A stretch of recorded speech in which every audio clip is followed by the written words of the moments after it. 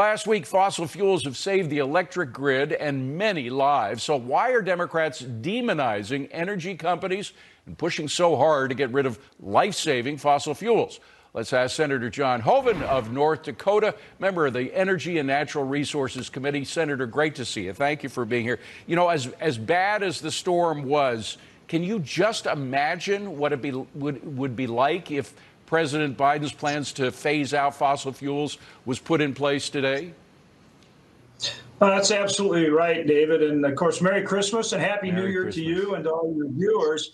But, you know, this Arctic bomb cyclone, as they call it, came through. And we saw what we saw last year, and that was problems with the grid and the reliability of the grid for the very reasons that you identified. We need the fossil fuels. We need the base load energy to keep that grid stable at the hottest day in the summer or when we have a storm in the winter. Now, as I mentioned yesterday, the fact is that we have all these measures in the state of New York against pipelines, against fracking, a permanent ban of fracking. That was put in place in 2020. You have the same thing in California and other blue states. How much of that is putting our grid at risk right now?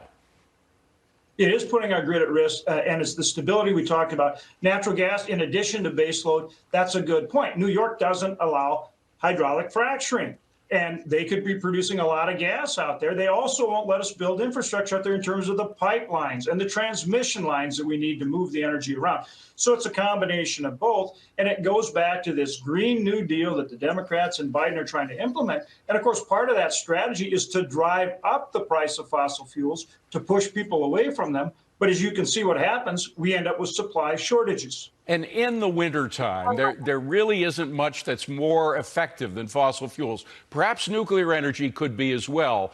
But the fossil fuels, I mean, you think of what would happen if you rely, I mean, we've seen what happens when you rely just on wind power alone. We saw that in Texas.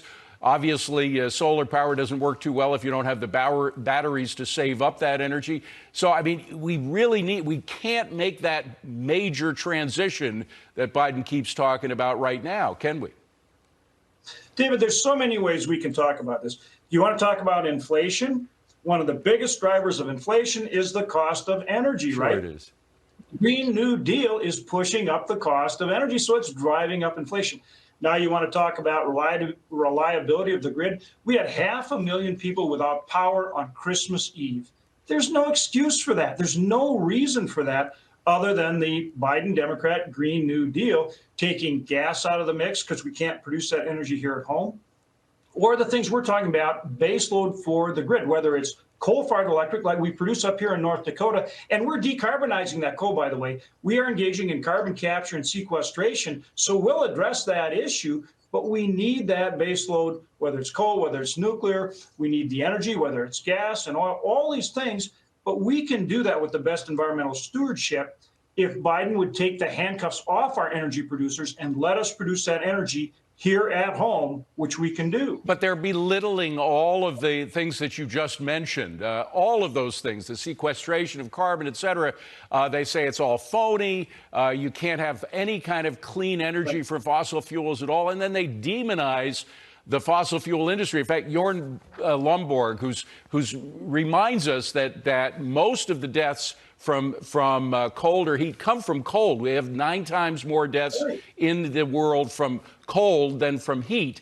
That amounts to over 4 million people. So we really need the fossil fuels when it starts getting cold outside. But he says cheap and reliable energy to keep us warm used to be the hallmark of prosperous countries. No more because of our climate obsession. So that's what you're up against. But again, there's so many aspects to it, not just the lives that are lost. You mentioned up to 30 lives now as a result of this Arctic bomb cyclone. Think of the national security implications. Look what's happening with Ukraine and with Russia cutting off energy supplies. Look at the impact with inflation because of energy costs. All these things are a result of this Green New Deal when we could be producing far more energy here at home. And again, let's go back to the environmental stewardship piece. Nobody does it better than we do, meaning with better environmental stewardship.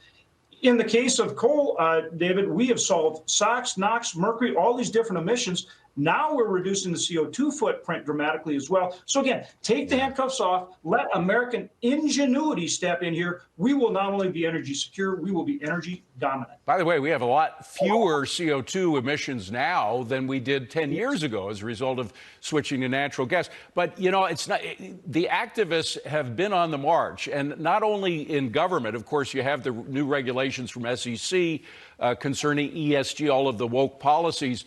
But you also have these corporate boards that are filled with woke activists who are trying to prevent any kind of financing of fossil fuel programs, exploration and exploitation of fossil fuels. So how much is that stopping our energy independence or moving even further away from it?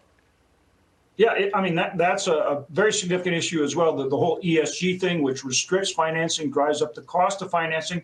Combine that with the moratorium on producing energy on federal lands, both onshore and off, the lack of permitting, the administration is holding up permitting, the litigation, all those things not only reduce the supply, but they drive up the cost of energy at a time when people are fighting inflation. And on these cold, we're going to have more of these storms, you know that. Yeah. And again, it's a life and death issue. And again, national security. Again, there's so many aspects to this where we need to get back to the kind of rational energy policy that empowers energy production in this country. By the way, there is some positive news in terms of the whole ESG push by corporate boards and by the SEC.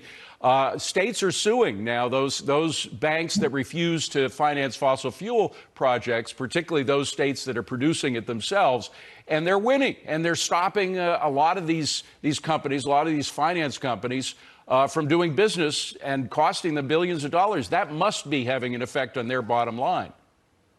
Right, and we're trying to push back through CRA, the Congressional Review Act. I was just on talking to Larry not that long ago. We talked about how now the Biden administration is trying to impose its Green New Deal in terms of the military and their ability to secure their weapon systems rather than focusing, again, on what's best for our men and women in uniform to make sure that they can always win the fight. Across the board, we have to try to push back on these, whether it's legislation or whether it's knocking down these regulations or, as you say, through the courts.